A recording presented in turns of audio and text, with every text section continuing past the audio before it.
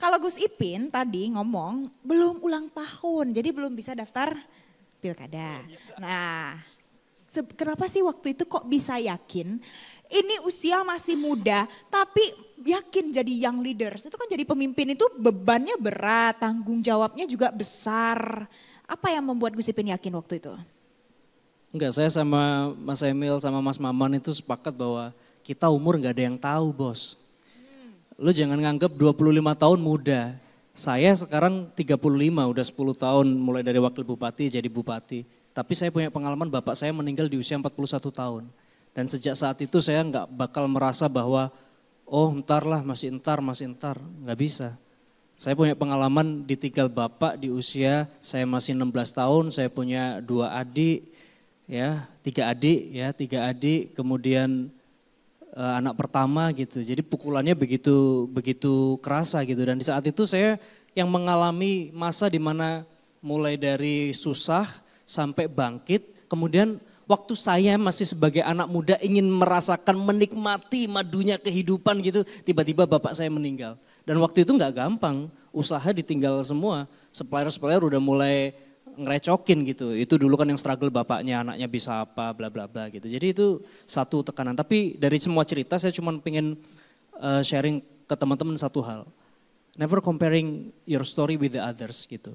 Nggak usah kamu membandingkan jalan hidupmu dengan orang lain. Itu akan cuma nambah too much pressure. Kalau memang ada jalan ceritamu yang sama, ya sudahlah ambil inspirasinya, kamu jalan. Yang paling penting menurut saya dalam hidup itu kayak seperti yang disampaikan oleh Mas Maman tadi.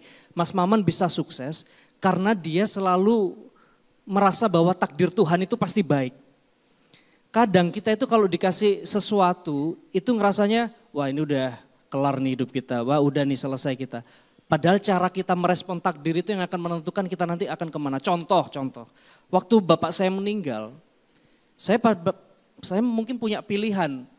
Oh saya mungkin mau memilih, ya udahlah menyerah, ya udahlah aku surrender sama kehidupan, ya udahlah aku nggak mau ngapa-ngapain. Mungkin dengan sisa warisan yang ada aku pengen menghambur-hamburkan ke apalah yang aku suka gitu ya sebagai bentuk pelampiasanku karena sebagai anak laki-laki yang dulu nggak pernah dapat kasih sayang bapak utuh karena bapak cuman isinya kerja. Bahkan saya waktu itu di Surabaya itu sekarang sampai tutup tempatnya. Ada tempat namanya Taman Hiburan Rakyat THR.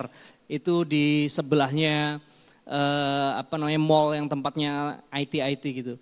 Itu saya pengen main ke sana aja bapak saya nggak bisa ngeluangin waktu sampai pinjem motor gitu. Saking saya pengen kayak teman-teman yang lain yang bisa diajak main sama bapaknya.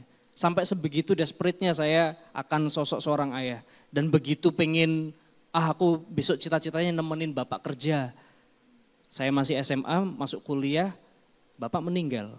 Nah maka kemudian saya sekarang menemukan momen bahwa oh ternyata momen yang paling saya syukuri dalam hidup saya adalah ketika bapak saya meninggal. Mungkin kalau bapak saya nggak meninggal mungkin saya terlena dengan semua kemewahan yang bapak saya bakal kasih. Tetapi begitu saya menyadari bahwa sekarang you yang jadi bapak di rumah ini. Kamu yang sekarang ambil tanggung jawab. Maka mungkin mengantarkan saya ke tempat seperti yang saya ada sekarang. Ya tentu dibentuk juga dengan pertemanan dengan Mas Emil, dibentuk juga dengan lingkaran politik sama Mas Maman dan segala macam. Tapi yang paling saya syukuri sekarang, jadi kematian bapak saya itu jadi momen yang paling saya tangisi, tetapi sekaligus yang paling saya syukuri. Itu yang saya maksud dengan bagaimana caramu merespon takdir, itu yang akan menentukan di mana nanti kamu akan berlabuh. Itu. Jelajahi cara baru mendapatkan informasi. Download Metro TV Extend sekarang.